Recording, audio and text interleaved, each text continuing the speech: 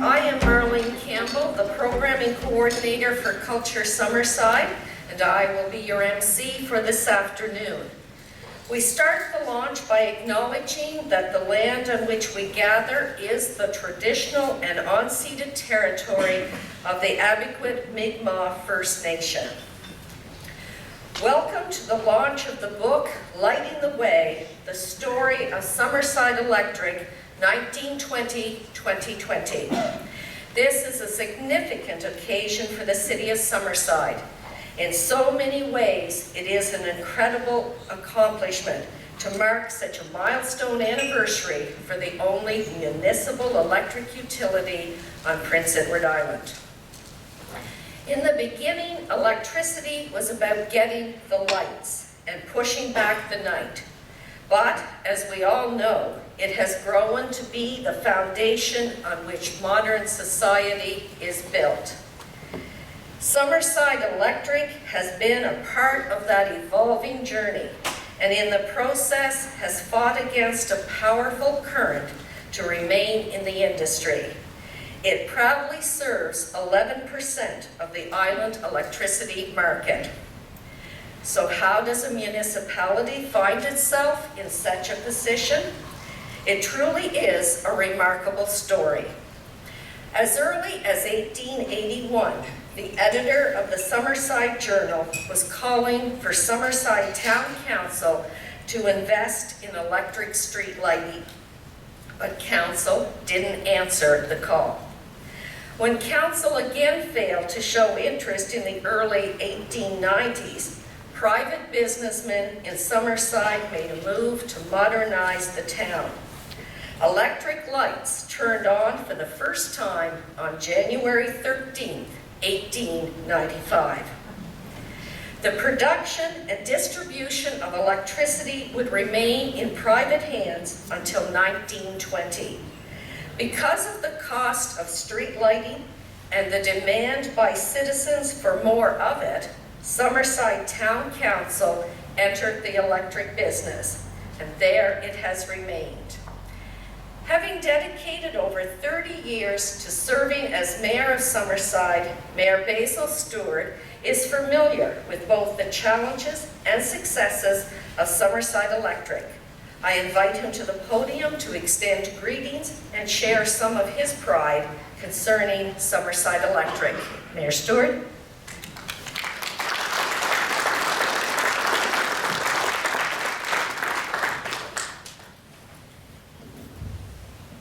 Good afternoon, everyone. I guess the mic is okay at that height. Everything's electric in this room today. MP Bobby Morrissey, it's great to have you here.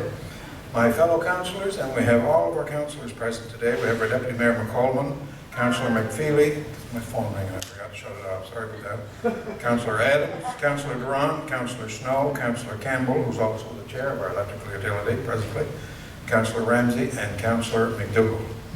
We also have our CAO, Rob Phil, among us today here. I get my trifocals adjusted, but I know he's here. I was speaking with him a little earlier. There he is over here. Yeah. And we have Greg Goody. I asked, he's our electrical engineer, but I asked him when I came in if he was the bouncer. But he's both today, but he'll get into the details on our utility a little later. We have a lot of city staff members and former city staff members from the city in general and in the electrical. And we have members of the media with us today as well.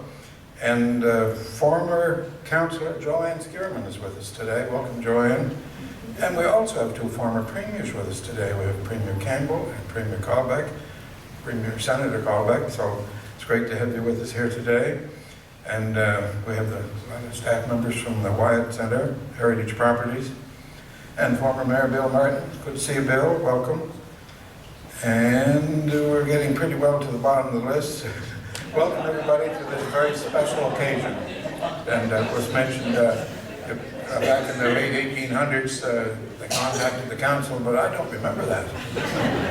But anyway, I guess in 1995 they got in touch and got the lights on. So we're here to announce a very special, this is a special occasion to announce the history and the book of our electrical utility. Greg Goody, as mentioned earlier, and other staff members will probably get into the details, but I'll just sort of be general. And I think I saw Terry Murphy here. He was with us for many years. Welcome, Terry. And it's been around for 100 years, but I guess it's 101 now because of COVID. We couldn't have the announcement last year or the book launch. So we are certainly proud owners of our electrical utility here in the city. It is a little industry right here in the center of our city, and creating a lot of jobs, and local jobs that stay right here. We also have the security of power for our residents and our businesses. We have as well our wind farm, which was a major project. And we have our large solar farm going right now and expanding. So that is certainly a very large project. But I believe because of our electrical utility, we were able to tap into the federal funding, thanks Bobby and others, and the province as well, over the years, for the dollars for our wind farm, because we had our electrical utility. And I think as well, because of the wind farm and the electrical utility, we're able to tap into many dollars provincially and federally for the solar farm. I think it was just announced, it's under construction right now. It takes quite a while to get it all tied together.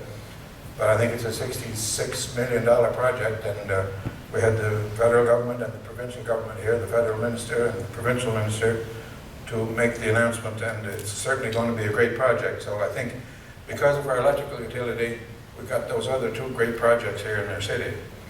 And we've been also working very strongly to try to have as much green energy as possible. And speaking of green, I see our MLA just come in. Lynn, welcome to this announcement today. But we now have electric cars, and we have many chargers around the city. Greg, how many chargers have we got? 62 currently. 62 chargers, so we're really moving towards that. And and we also have the Heat for Less program. Our city buildings, whether it's the City Hall, the police station, the Credit Union Place, we're connected here with the solar system, and we try to use as much electrical as possible to save on the purchase of oil and help our system. So, like I said, I think because of our electrical utility, we have benefited in so many other ways. We feel we keep the taxes reasonable because that benefits certainly the budget for the electrical utilities in the vicinity of $27 million a year. So as council members know, and they're all here today, when we get discussing the budget, it's always a great time of the year, isn't it? No bun fights or anything, but it certainly helps because it helps with the salaries and it helps with many things. So, and the discussion is that it keeps our taxes reasonable. And that's getting started to the Reader's Digest version. Also, the things we purchase for the electrical utility, anything we can purchase locally, whether it's vehicles, office supplies, or you name it, it's purchased locally. So we certainly think that certainly benefits the community as well.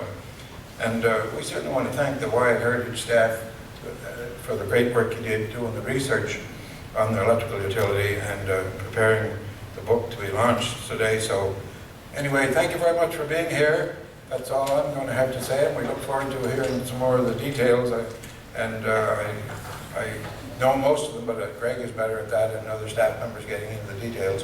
Great to see Roy Hogan here. We worked for years, 20 years in electrical, and then Roy and I worked together with 50 in the police department. And I look all around, there's so many staff members here. It's great to see the support of the staff and the support of the general public. Thank you very much, and turn it back over to you. Thank you.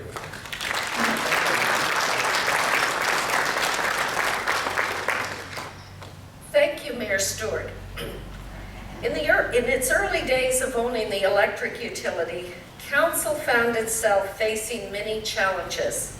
As elected representatives of the people, the day-to-day running of the plant was not their expertise, and did create a few interesting problems, such as the damaging of an engine with the order to buy oil other than what was recommended by the manufacturer. However, Council shone time and time again when it came to keeping Summerside Electric in the public realm. M.F. Skierman, the feisty chair of the Electric Committee in 1929, tells it best.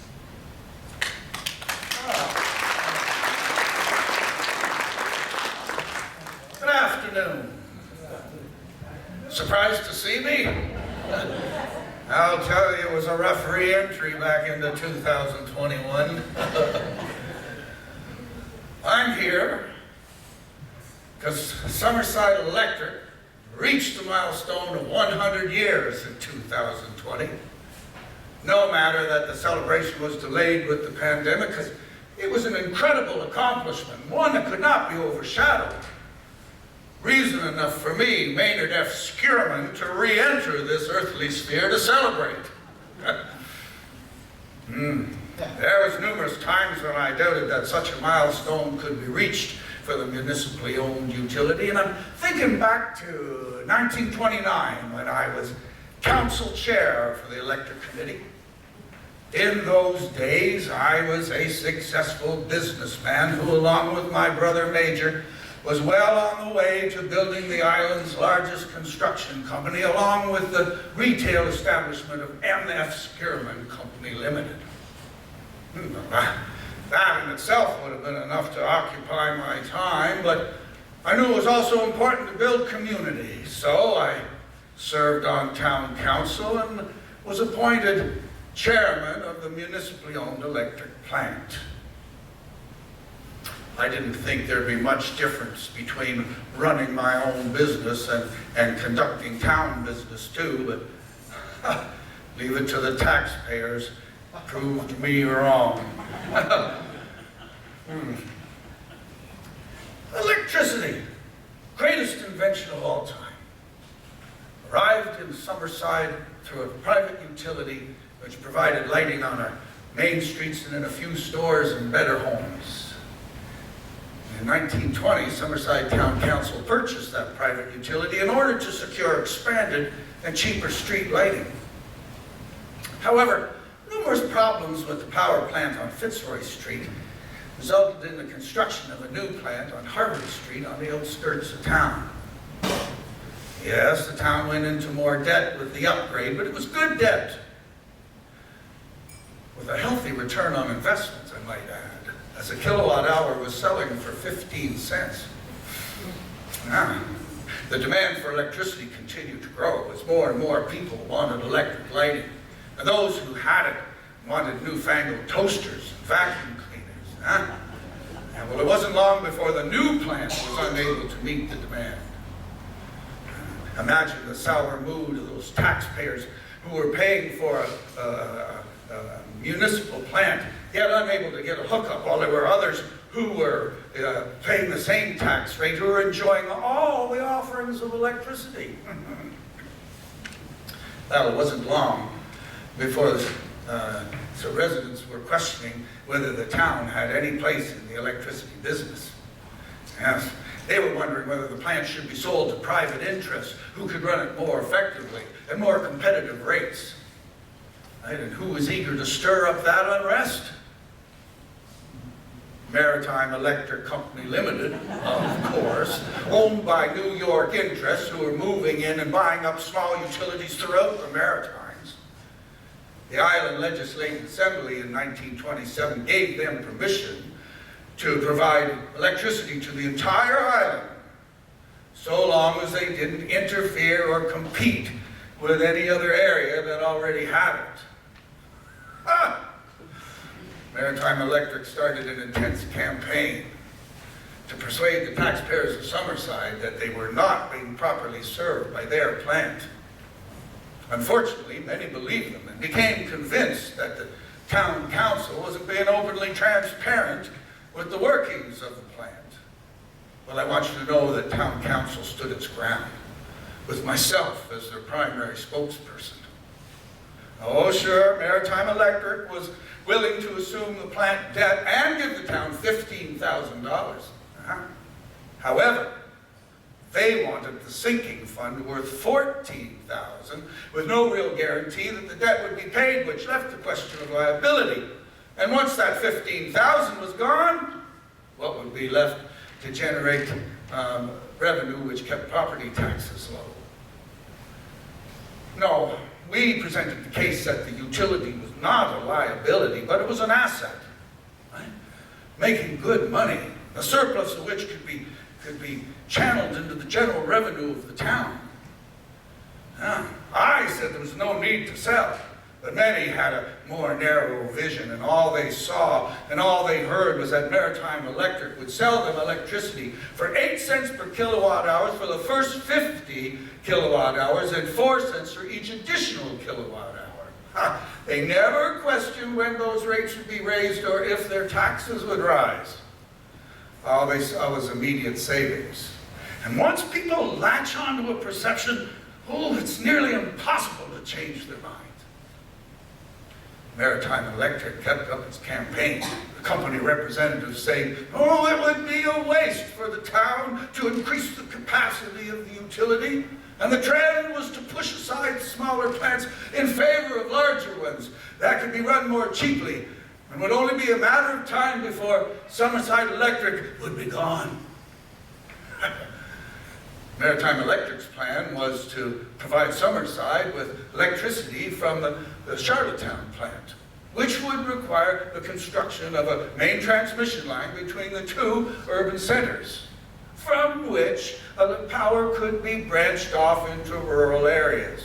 And of course, Maritime Electric argued that by Summerside not selling, they were keeping these other areas from having electricity. The issue got personal.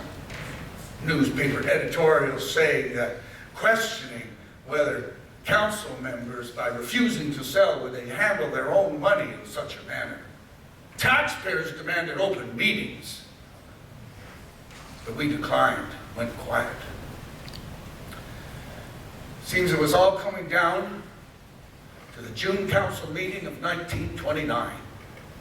Now, we had been elected to serve the citizens of Summerside, but we knew what they were asking for would be the wrong thing for the future welfare of the town. We planned our strategy. It was underhanded and undemocratic, but the stakes were high. A large crowd gathered for the monthly meeting, which we adjourned to the following week. The large crowd was back again on the new date and included the president of Maritime Electric with a new proposal. The meeting got underway at 7:30, and for the first 30 minutes we dealt with routine business. After which, we adjourned to the following Monday. Now, council immediately went into a caucus meeting to discuss what the gathered public assumed would be the electrical question. At 10:25, after the public had finally given up and gone home, council came out of caucus and went into an open session emergency meeting, where I moved, and it was seconded and carried, that the electric plant be retained for the town and be put under the control of a thoroughly competent and capable technician. There was also another motion passed that new cheaper rates would become effective as of the beginning of June. Well, one newspaper headline said, questionable, high-handed, while the PEI agriculturalist reported that the council had, and I quote, come to the place where the hallucination of its own prerogatives had entirely unbalanced its own judgments and had openly decided to let the public be damned. I knew it was a great risk that the council had taken. And it could even have a greater risk to the patronage of my own company. But I believed in the utility, and I acted with conscience. Oh, yes, some of my methods were questionable, and for the most part, I wouldn't condone such behavior. But it wasn't long before my actions were celebrated. So I say, may the future of Summerside Electric be bright, prosperous, and resilient. All in agreement? Thank you. Ladies and gentlemen, if you forgive me, excuse me, I have another important meeting to attend to, honestly, in 1935. So I bid you all the best and a good afternoon.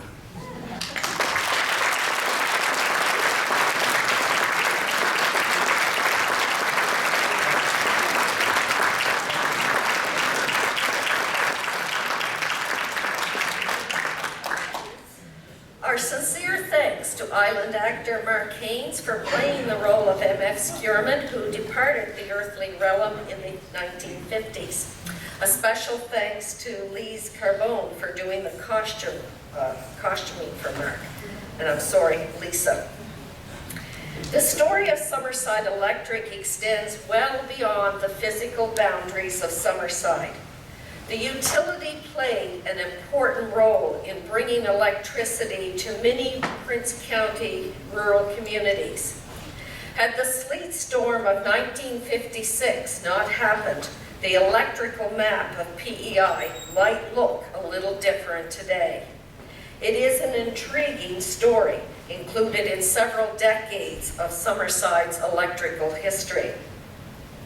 Summerside Electric's survival has depended on the dedication and creativity of its people. As you will find written in the book, it has taken an extensive number of people in various ways and roles to build Summerside Electric into the successful municipal utility it is today. Please welcome the current Director of Municipal Services, Greg Goody.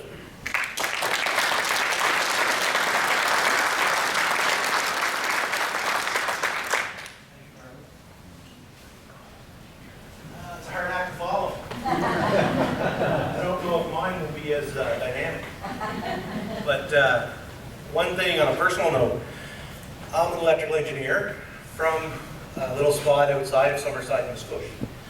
And I don't think I'd have had the opportunity to practice what I learned and was educated on had the municipality not had the electric utility for me to work at. So that's a really good benefit for the community. And you see it everywhere you go. Around the place, you'll see people that learn their trade here, become very professional at it, and are dedicated to no end for the community. You see that every day. So some of the quick summary of Summerside Electric, and you'll see it in the book. These are some of the milestone dates on how Summerside Electric grew.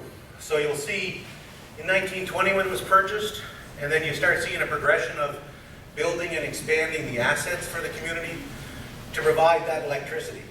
And you heard a little bit, as electricity became more available, people grew, and things became a lot more convenient in society, from toasters and vacuums and ovens and everything else from it, where you see it today, where it's really progressing into starting to become a climate change advocate, provided it's done with renewable energy, on how we can help, lessen the impact of humanity on the earth. So one of the things you'll see here in 24 and 29, you'll see that we started building engines, and you notice that it was changed to Harbour Street from another location down near Fitzroy. And then in 1929, the province started doing legislation, which you heard about in the actor, which gave Maritime Electric pretty well dominance over PEI, with the exception of what had already been served. So in 1939, you'd be fine to know that Summerside bought St. Eleanor's small electric utility. So we expanded and kept it in the community. 1955, this is where Maritime Electric and Summerside became connected in that era. So that's when you started seeing the connections happening between Maritime Electric and Summerside on that transmission line. So even though they may have avoided it in 1929, it eventually happened on the island anyway. 1977, another big date for the island. The submarine cables were installed from New Brunswick, which came from Point LaPro Nuclear Station at the time. Was part of that initiative to get that power here to PEI. And that's really, again, to try to keep rates leveled over the 100 years. You heard M.F. Skierman, the actor, say it was 15 cents a kilowatt hour back in the day. And today, it's 14.92 cents for the resident. Flat. Pretty amazing when you look at 100 years. So the efficiencies have always been worked at. 2002, this is when we started at Summerside Electric. We removed ourselves from Maritime Electric.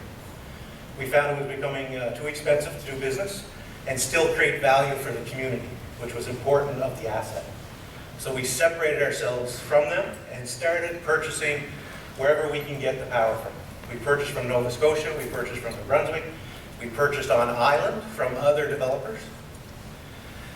In 2006, the existing submarine cables in 1977 became overloaded with the load on PEI, which then meant that now our diesel asset generations, which hadn't ran in a long time, which the city maintained throughout, became very important and helped the island sustain until they could get new cables installed. In 2009, we built our own wind farm, one of the first municipal-owned wind farms in Canada. And with that, we also purchased from West Cape Energy and helped them develop that wind farm in West Cape for 100 megawatts. That gave us 46% of renewable energy. Pretty well standing alone in 2009 in the amount of integration for wind into the utility. From there, we fast forward a little bit, and we're now venturing into solar and battery storage. And that's to be completed in December of 2022 of next year. And that'll bring us to 65% renewable for Summerside Electric. So it's a great spot when you look back, and you look back at the bottom piece with an island that has no hydro, no natural gas, no nuclear, and most teams are heated by fossil fuel. So for 65% for an island to be renewable, with not much assets to renewable power, is quite an accomplishment.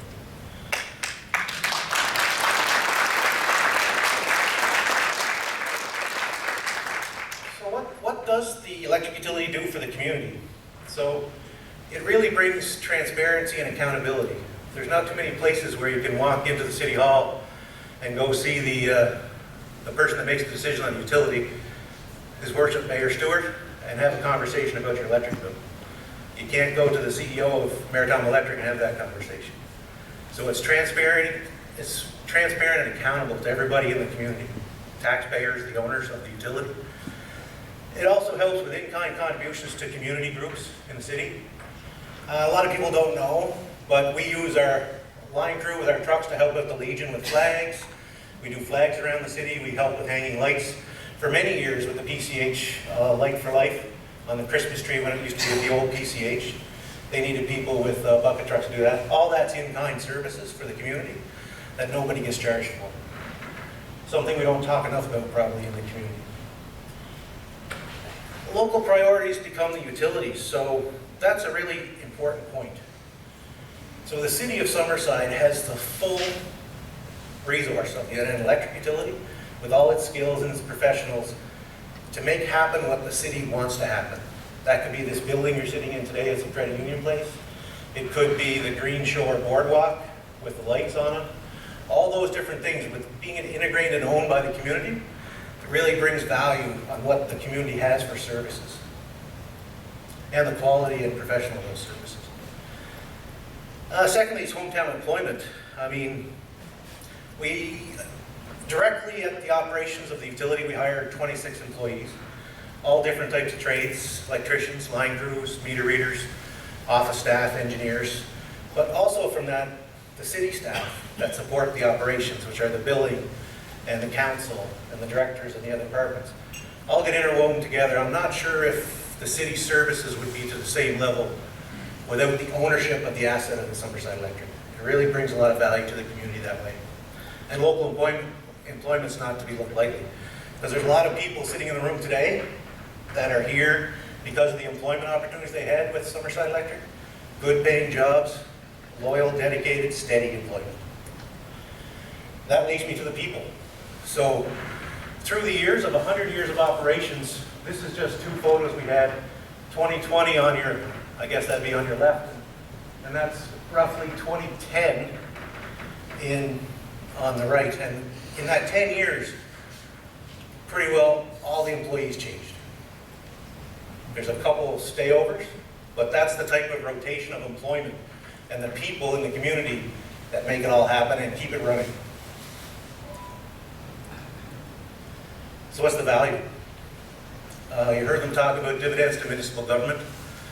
So that's very important. It helps the city have options, and it's very important for them to have those options. Now, council makes those decisions for the community. Capital assets, we support the capital assets in the city, everything from helping with sidewalks to street resurfacing to everything in the community. You see Credit Union Place, the new dome that's getting built, it all gets supported by the electric utility in some form or fashion.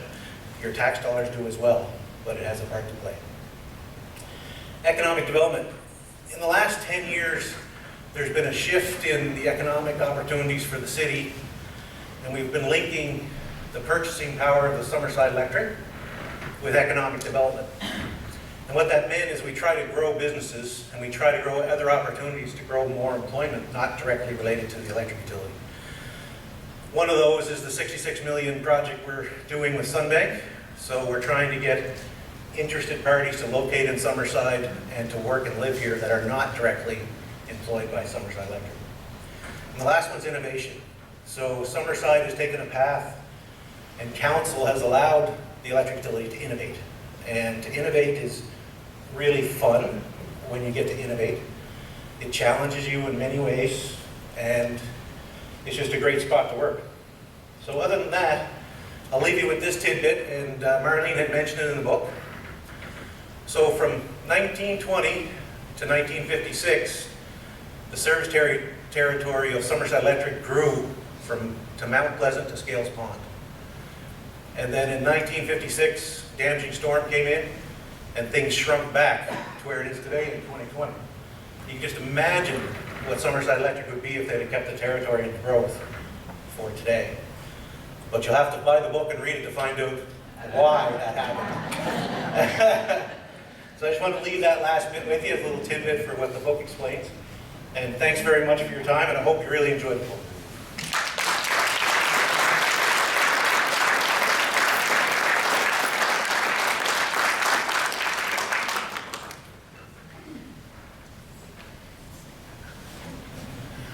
Thank you, Greg. As he more or less told you, Summerside Electric has never rested on its laurels, and the city and the utility have made great strides in pursuing green energy. Both the provincial and federal governments have partnered with Summerside on such endeavors. Egmont MP Robert Morrissey has penned a few letters and articles on the subject. We welcome Mr. Morrissey to bring a message or greeting from the Government of Canada.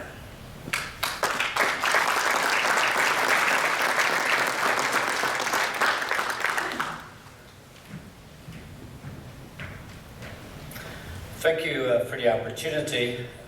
I was told I just had to come and sit. So this is a bit intimidating, and I tell you why, because I'm speaking here today before a political idol of mine, former Premier Alex Campbell.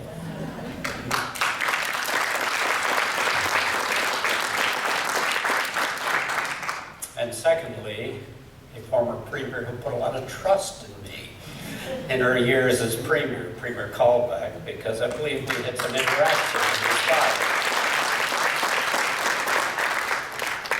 As well, sitting MLAs and former MLAs I see here in the crowd, and of course, the Mayor and Council of Summerside and former mayors. I want to share with you, because Mr. Goody did not say here when he was speaking, but the Sunbank project was an interesting project. I'll be candid and honest. When it was first exposed to me or discussed with me, wasn't sure. It was a big item, a very big item, very expensive. And I really wasn't grasping the technical aspects of it until by chance I missed my flight connection out of Ottawa to Montreal, arrived to Montreal, and sitting waiting for my next flight was Mr. Goody, your CEO of the Electric Corporation.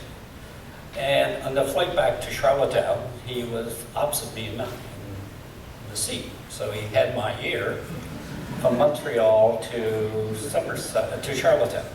And this is true. And in that short period of time, he was able to explain to me, in layman's terms that I understood, what this project would mean for the utility in Summerside and Summerside. And that was the turning point in which, and I said, okay, this is a project that I was prepared to support in advance. So to council, it was the confidence in your general manager of the utility and the team that is Summerside utility or workers that convinced the Government of Canada to fund this project. So I just want to share that with you. That is the talented team you have here. And at this particular stage, this project is unlike, am I correct, Greg, any project in the country? Yeah, that's correct. Yes. So, look, that's what we're coming to.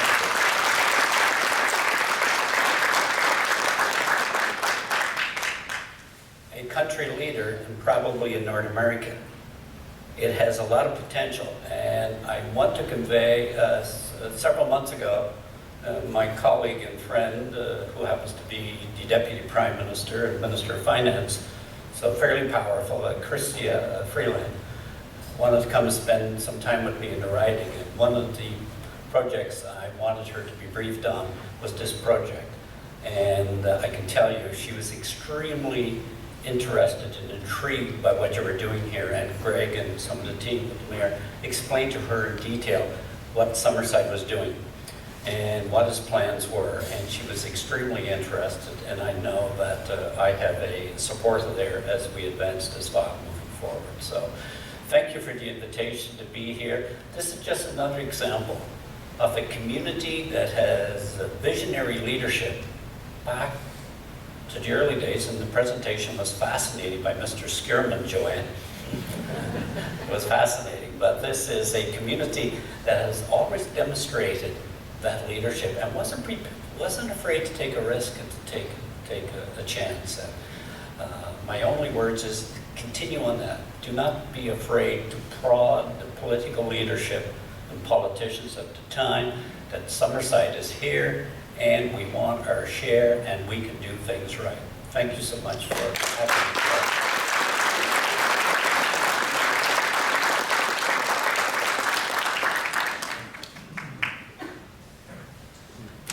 Thank you, Mr. Morrissey. Prince Edward Island's Minister of Environment, Energy and Climate Action, Stephen Myers, sends his regrets that he could not attend today due to the sitting of the Legislative Assembly. Summerside Electric is an important backdrop to Summerside's success as a municipality that grew from a town to a city. The revenue generated by the utility, as Greg said, has enabled the city to provide many services to its citizens that likely it could not do otherwise. Summerside Electric is an asset of which the city is justly proud. As current Summerside City Councillor Bruce McDougall is a singer-songwriter, it seemed fitting to Culture Summerside to ask him if he would write an anniversary song for the occasion. Councillor McDougall quickly agreed, and the launch is the first time the song will be performed in public. Councillor McDougall?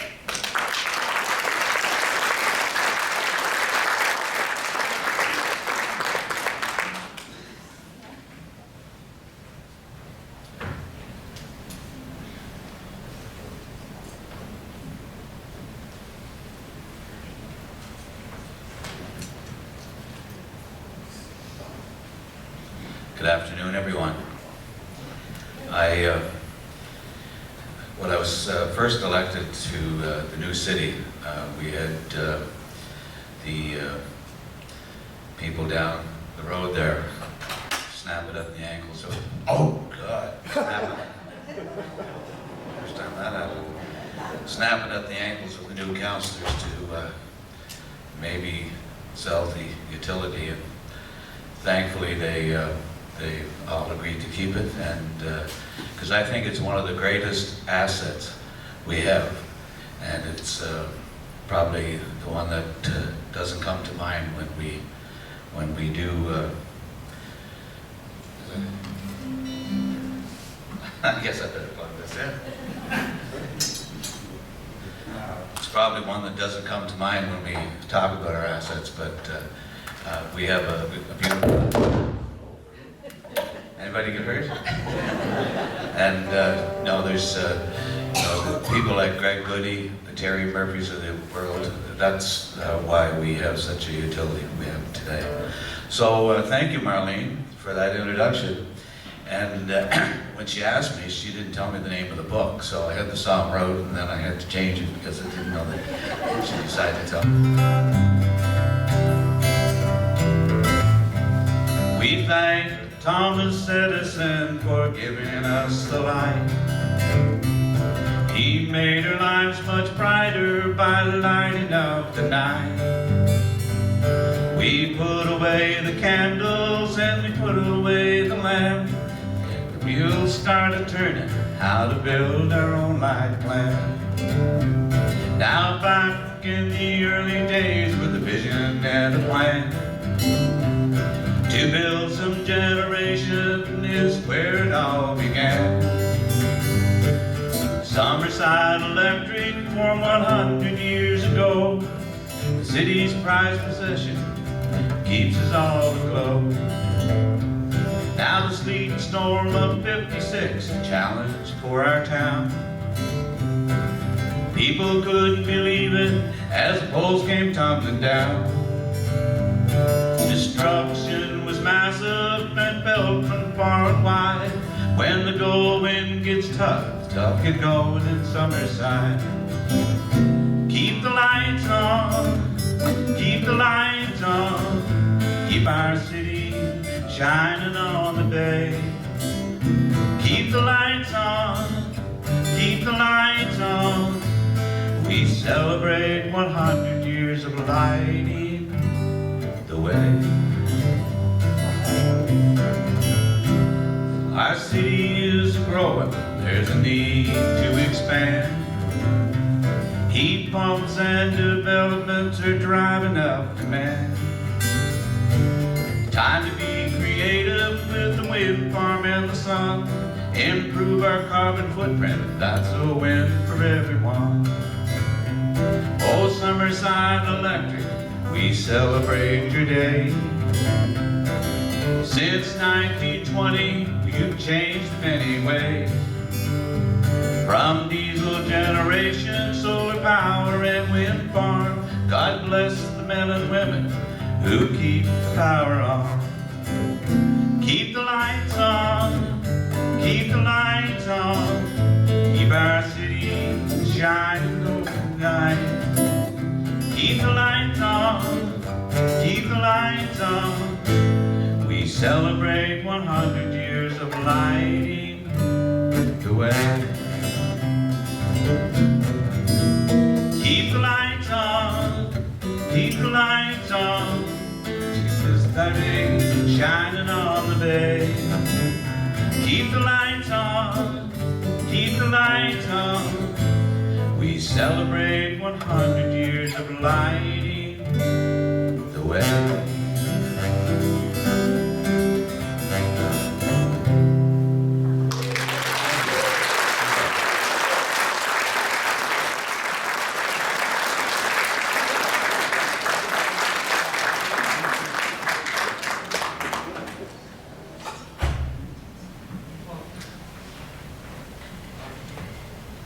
Thank you so much, Councillor McDougall, and sorry about the rewrite, but the name for the book didn't get decided till the end. Culture Summerside, the Arts, Heritage and Culture Division of the city, feels privileged to have written Lighting the Way, the story of Summerside Electric, 1920-2020. It is our hope that we told it well. I would like to take a moment to tell you the role of each of our staff played in the project, which has taken us 1.5 years to complete. Jean McKay, our assistant archivist, spent hours researching and gathering material for the book.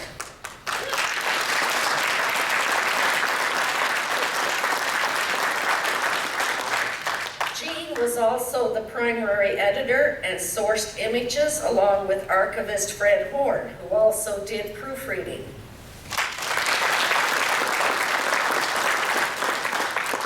Culture Summerside extends great thanks to Clint Morrison for his role of editorial advisor.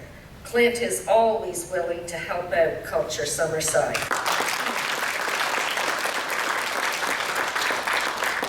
Carol McFarland worked on the project as an assistant researcher and proofreader.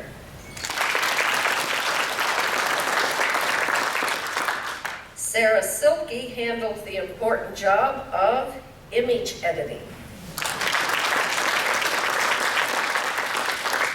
And Lori Ellis, manager of Culture Summerside, oversaw the book project and designing the striking cover. And I did the writing for the book.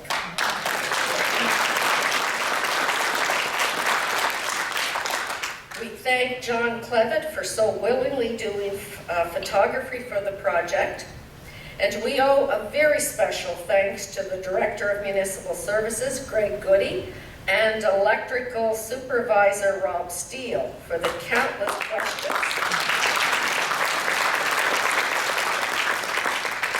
They answered countless questions for us and supplied us with numerous research documents, and I'm sure they're glad we're done.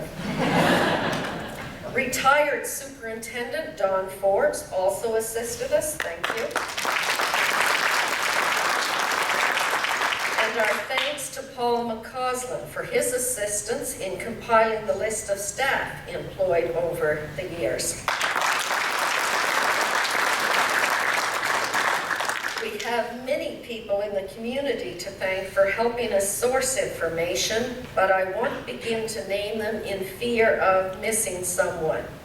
And I welcome Roberta Mclean of Techno Media, who did the layout of the book, for which the City of Summerside is the publisher. 100 years of history is a lot of history. And while some stories had to be condensed, there are still over 320 pages of drama, colorful characters, creativity, and innovation to captivate you. We knew that no matter how hard we tried, there would be things missing, and hopefully the number is very small. One item came to light after the book went to print. And it is the 1985 accident involving Ernie Burke, who is here today. And so we asked him if it would be all right if we shared his story here, and he agreed to it. And so I would like to read to you what was carried in the Journal Pioneer on April 19th, 1985. The headline read, "Here's one man who was lucky to be alive," written by Bob Kelly. Ernie Burke knows he had a close brush with death Tuesday, but he can't remember anything about it. The meter technician with Summerside Electric has the small burns and his co-workers' stories to prove he was nearly electrocuted, but he has no recollection of being knocked unconscious by 2,400 volts of electricity at 8:30 a.m. The power was running through a hot terminal above the spot where he was working on a generator's high voltage switchgear. And I quote, "From what I've been told, I was in convulsions for about an hour after that," Burke said in an interview today from home after spending 2 days in hospital. "I just remember going to work that morning and waking up in the hospital." No one is positive how the accident happened, but Don Forbes, Assistant Electrical Superintendent, believes Burke is lucky to be alive. Under the right conditions, as few as 12 volts can kill a person. He was lucky. He could have been killed, Forbes said.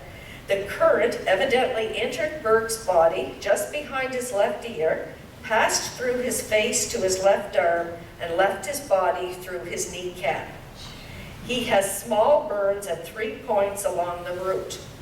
Burke believes he may have been saved from serious injury or death by the fact that he didn't fall into the current, but was knocked to the floor instead. When it hit, I fell to the floor. I didn't feel any pain. Several plant workers nearby came to his rescue, applied the first aid they had learned in a course completed only the day before, and had him rushed to the hospital where he revived. Burke said, I came into the hospital and I didn't know where I was or what was going on. He recalls that he hoped to return to work on Monday or Tuesday, but may need skin grafts to cover the small burn areas. The harrowing experience has not made Burke hesitant to work near high voltage electricity, which his job sometimes requires. So far, I don't think it will affect my attitude, but I'll have to wait and see what happens when I get back there, he said. He said he appreciates the fact that he is lucky to have survived the experience at all. I guess the man upstairs didn't want me that day. Mr. Burke, would you like to stand?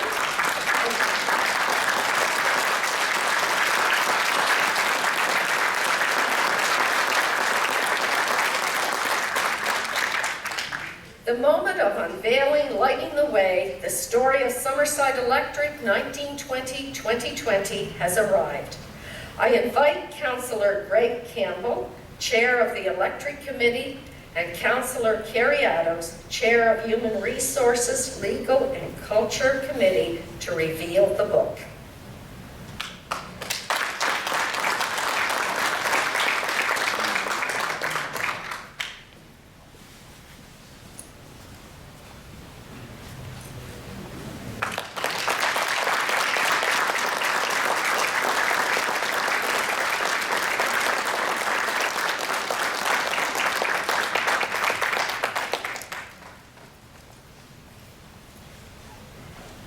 Thank you, Councillors Adams and Campbell.